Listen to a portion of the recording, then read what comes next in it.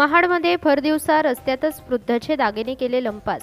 शहरातील भर रस्त्यावर सकाळी एका 86 वर्षीय वृद्धाची दिशाभूल करून त्यांच्या अंगावरील हजारोंचे सोन्याचे दागिने हातोहात लंपास केल्याची घटना महाड शहरात नुकतीच घडली असून भरदिवसा झालेल्या या घटनेने शहरामध्ये एकच खळबळ उडाली आहे।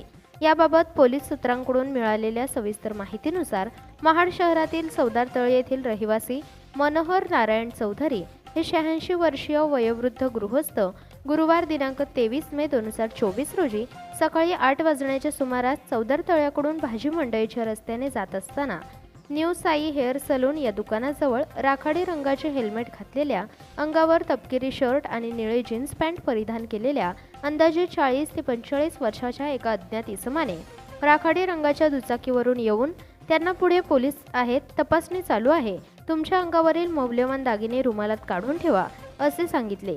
त्यानुसार चौधरी यांनी आपल्या गळ्यातील 1.5 तोळे वजनाची सोन्याची चेन व बोटातील 2.5 ग्राम वजनाची सोन्याची अंगठी असा एकूण 45,000 रुपये किमतीचा ऐवज रुमालात काढून ठेवला। त्यानंतर चौधरी घरी आले असता त्यांनी रुमाल उघडून पाहिला तर त्यामध्ये त्यांचे दागिने सापडलेच नाहीत। तेव्हा आपली फसवणूक झाली असल्याचे त्यांच्या लक्षात आले आणि त्यांनी त्वरित याबाबत महाड शहर पोलीस ठाण्यात धाव घेतली।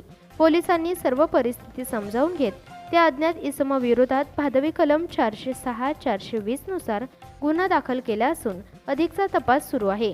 भर दिवसा शहरातील रस्त्यावर वृद्धाच्या या झालेल्या फसवणुकीने शहरातील ज्येष्ठ नागरिकांमध्ये मात्र भीतीचे वातावरण दिसून येत आहे।